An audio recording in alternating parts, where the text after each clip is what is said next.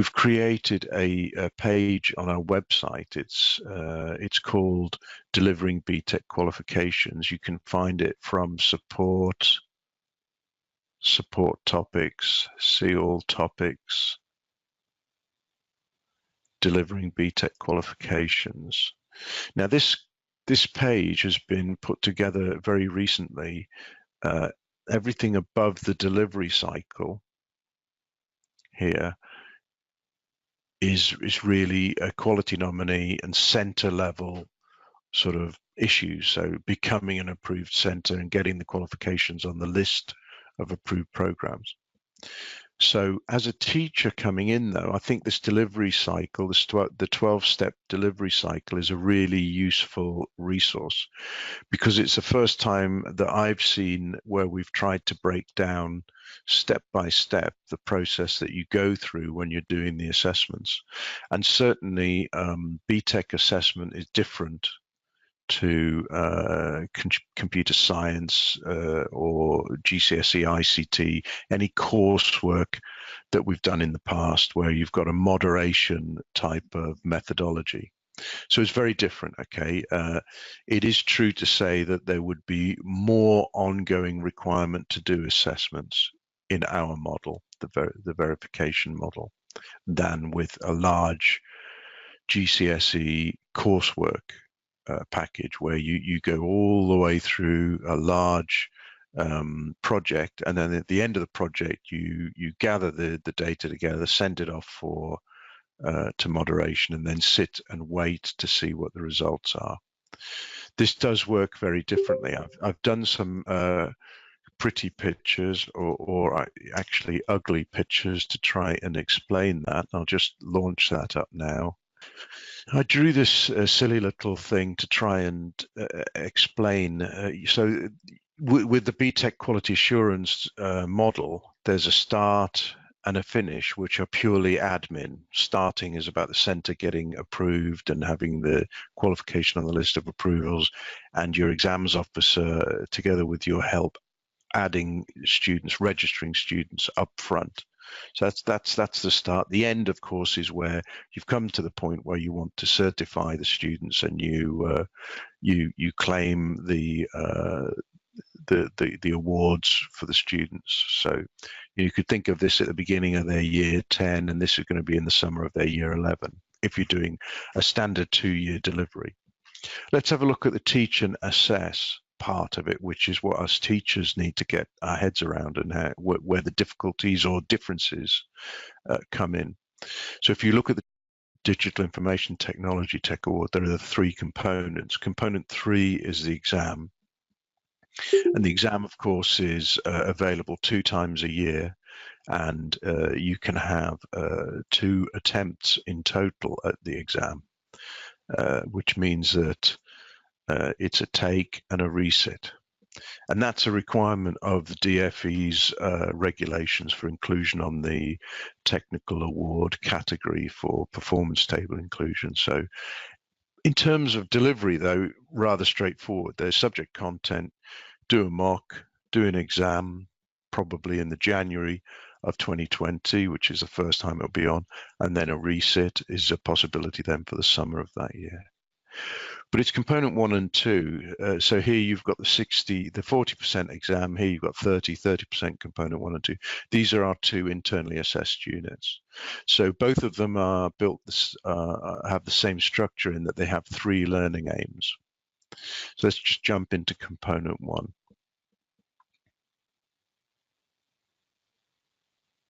So you've got learning aim A, B, and C. Now this process here that I'm going to talk you through quickly is how BTEC delivery and assessment works. You teach the content from the unit spec for learning aim A. You teach the content. Then you do a practice assessment. Then you obtain or you create your own assignment brief. So we have authorized assignment briefs for all of the learning aims. But you take that authorized assignment brief and you add dates and the name of the assessor. So as soon as you've taken that authorized assignment brief and you've put dates on it, you're saying this vehicle is going to be used for assessing my students. I'm going to hand it out this date. I'm going to have it back in on that date. And that's why, even if you're using an authorized assignment brief, you're still required to internally verify your assignment brief. And that's that step that you see on this next bullet point here. When you've done that, you run the assessment. So you've taught Learning Aim A, you've taught a chunk of the subject content for component 1. You've set yourself up with an assessment vehicle, and now you run the assessment. That's normally done in a short, sharp assessment. Hand it out on the Monday, have it back on the Thursday. If they hand you nothing back, you can fail them. This sounds quite draconian. The lead internal verifier, the person who's running the course in your center, has got a lot of leeway to give students chances and opportunities, but it's really, really worth trying to stress to students the importance that this is not coursework. It's not something that goes on and on and on and on. You do the teaching when the assessment is handed 2 days later, 3 days later, 4 hours later, whatever makes sense for your center and your students, they better hand something in. If that they hand in could be improved, you can give them a resubmission date, and they can address the issues that you've raised. And the level of feedback is something that is covered. I'll talk to you about where it talks about that in a minute. So you've run the assessment, you do the assessment of the student's work, you internally verify, so it is a requirement of the process that in your center somebody is able to verify, take a sample of what you've done and sanity check it. It doesn't have to be another IT teacher, it could be somebody borrowed from an experienced BTEC practitioner from business or something could easily do it. If you have more than one, if it's more than just yourself delivering IT, then it can be the other person. And that's sampled and done in your center to a level that helps you feel confident that you've got a consistent approach to the assessment. Anyway, so we've got down here, and then you hold that sample ready to send to your SV. The SV is a standards verifier. That's the first person external to the school or center and their job is to sample the assessments that your center have done. And if they see that assessment is done in a valid and accurate and reliable way, they release your assessments, and what you've said is it goes. I've gone through Learning Aim A. The same exact thing happens with Learning Aim B, and the same exact thing happens in Learning Aim C. You can combine Learning Aim B and C together in one assessment if you like. You can combine Learning Aim A, B, and C together and do one large assessment. Standard or normally our recommendation is to chunk it up into smaller bits because it just seems to work better, but it does mean that little bit more admin. When you get to the end of our Learning Aim C, you've got assessed work now for the whole of the component for all 3 learning aims. This is now ready to be sent to your SV, and then you'll get a report very quickly back which will either say thumbs up, all good, carry on, and your assessments that you've applied across the whole of your cohort stand, or there will be in the report actions that need to be taken either by yourself or the students in order to remedy the situation. And that's the process. And it's very different from GCSE coursework, and it's very different from moderation, because the moderator you can't talk to. With moderation, you're sitting there on results day to know whether you've had an adjustment done. With this system, you're having a dialogue with the SV, and it's a supportive relationship, and you know long before results day how component 1 and component 2, what your students are sitting on. So this is quite interesting. When I looked at the assessment criteria and the rules for grading this qualification, I found it wasn't quite as straightforward as some of the other BTECs. So I built a little tool to help me understand how it works and maybe help teachers with capturing the assessment data. So we've come into it. This is our DIT product, and you can see that you've got the record. So it's built to manage a class of 30, and you've got the records for component 2 and records for component 1. So if you were to take a student number 1 and go to do assessment on component 1, you'd click this box here. So what you've got now are the assessment criteria laid out in this grid, and it's simulating, sort of highlighting the assessment criteria that you might think for this student makes sense. So clearly, if learning aim A, B, and C, you've got. What's interesting about it is that there's normally with the BTEC, the way that BTEC assessment works is that it will always, the outcome will always be at the lowest grade. In other words, you have to get everything above a certain grade level to be able to get that grade level. So this is a different approach where some awarding bodies for the vocational qualifications have a best fit, and this might well be level 2 pass, because there's 2 at level 2 pass and only 1 at merit. But what's strange here is that that there are special rules here where if you've got a level 2 distinction in component C, it will drag up this from to level 2 merit, and that's captured there for that student. And then you can go back to where that will be held for that student. So component 1, you're now on 21 points. If that student were to add some work in, let's let them do a bit better than that. If that student was at level 2 merit for component 2 as well, you get the summation of where they are on component 1, where they are on component 2.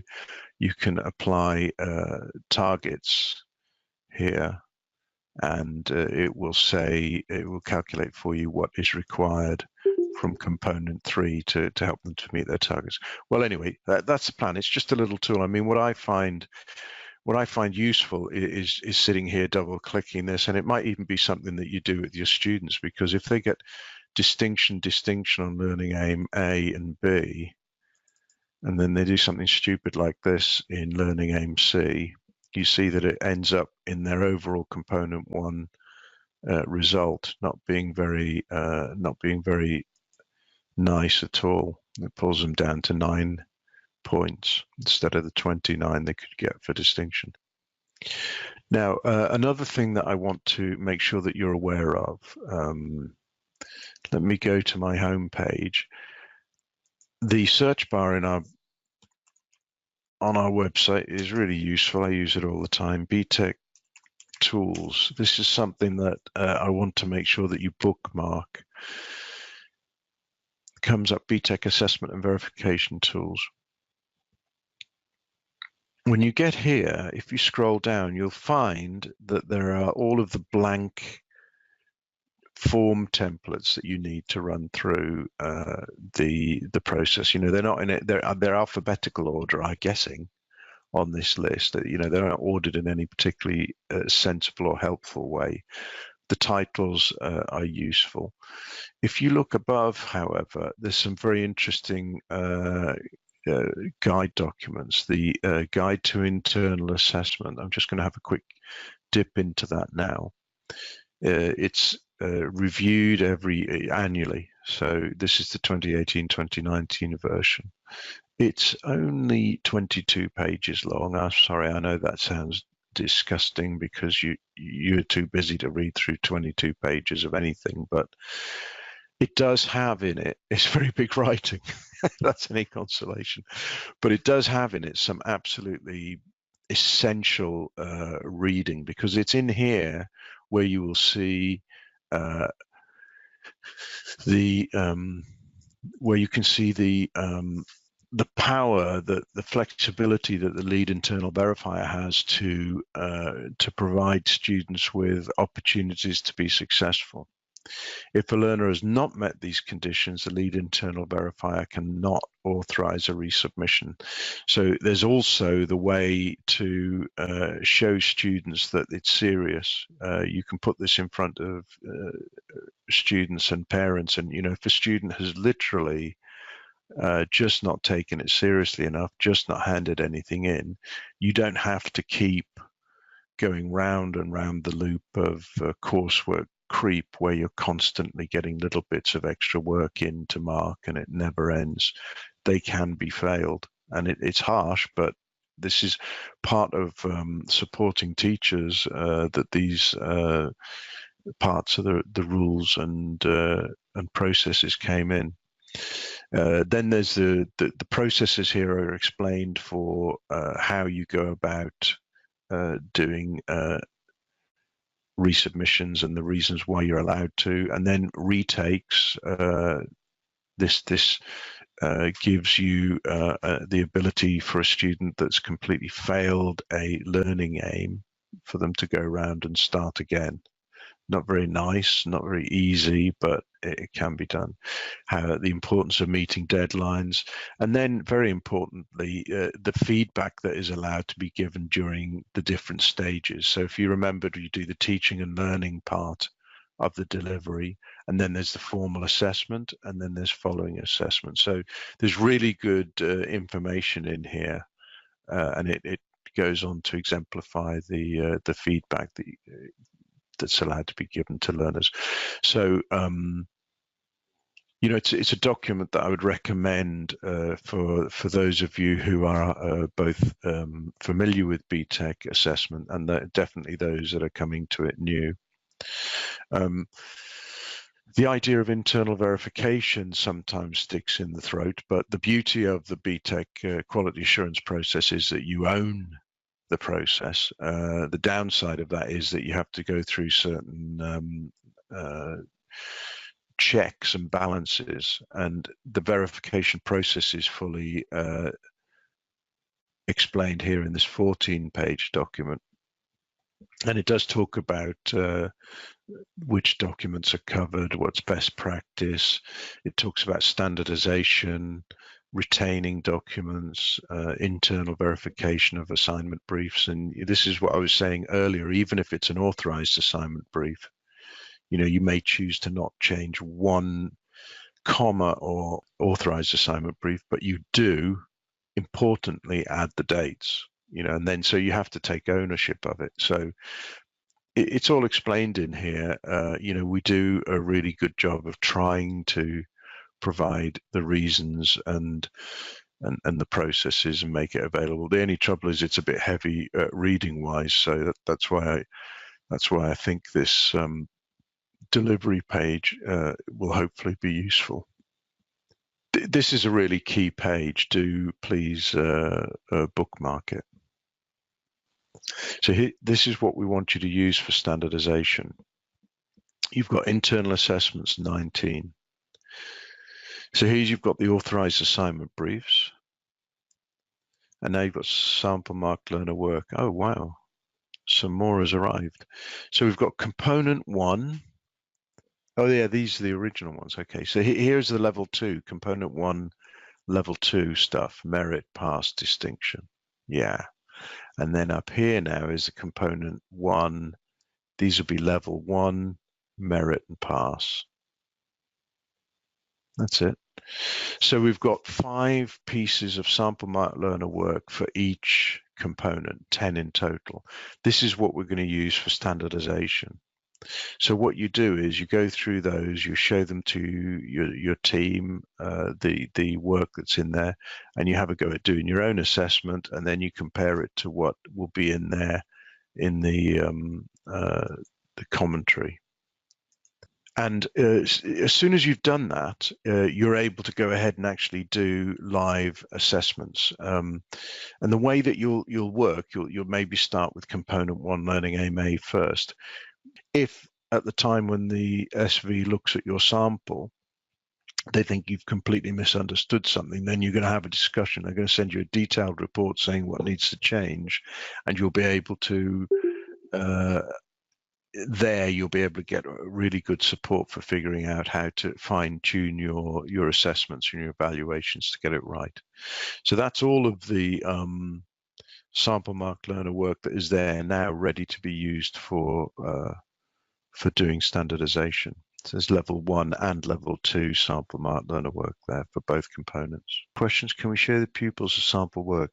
So these are padlocked at the moment because we want them not to be given out to students. The reason we don't want them to see it is that there's a tendency to take that and copy it. And that's absolutely not what it's supposed to be about. Remember that the assignment brief that your students might be working on could be a modified authorized assignment brief. So it would be even worse were they to copy sample work to try and do it. And you need to be careful about this. It's a balancing act. And yes, you want to exemplify what makes a good answer. What I would recommend you do is test assignment briefs, so practice assessment before your formal assessment with an assignment brief that you've put together, and then do the assessment and then give them very good, clear feedback, because then the feedback is not restricted in any way. If it's a practice, it's part of the teaching and learning, and you can make sure that they know very well what's expected of them as they go into their formal assessment. So yeah, I wouldn't be sharing the sample marked learner work with students. How much time should the assignment take for component 1 learning aim A? So what you have to remember is that it's up to you. If you think your students need 1 hour, they're incredibly bright, able students, and you believe that in 1 single hour lesson they're going to be able to nail it, give them 1 hour. If you think they're going to need 2 hours and you've got a double lesson on a Wednesday, hand it out on a Wednesday and have it handed in the end of the Wednesday lesson, and they'll have had 2 hours. In general, short and sharp. We don't recommend that you hand them a Learning Aim A assignment brief for formal assessment on a Monday and collect it in 2 Mondays later. So they've had 3 weeks to leave it lying around and not do it. So, and this does need a little bit of training, and students need to be made to understand the importance of the formal assessment part of the process, and that they need to deliver it back. But it is up to you. I'm not being glib. I think my personal feeling is that for Learning Aim A, I would be looking at maybe 3 hours, but the shorter the better, really. If you have very able students and you want to give them 2 hours, that's why you do an internal verification of your assignment brief with the dates on it to say that this is appropriate for my students. I haven't taught BTEC before and wonder if there was a BTEC document explaining the difference between the explain, analyze, and assess. So yeah, there isn't. But what we've done here is, I think, better than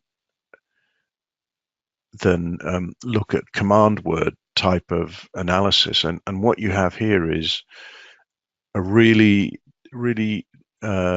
serious attempt to try to describe in prose what a level 2 distinction looks like. Do have a look at this. This is in this is the component 2 version. There's the same for component 1, and hopefully it will give you the framework to try and build sensible assessment decisions around. And yeah, I thank you for the question and for saying that you haven't taught BTEC before. I know that there's going to be a lot of people coming to this qual who haven't taught BTEC before, and it is very different to the moderation process. But there are massive advantages. So please do bear with it, and please do ask loads of questions. Email me, and we'll try and make the process transparent and understandable, and as as little extra effort as it can possibly be.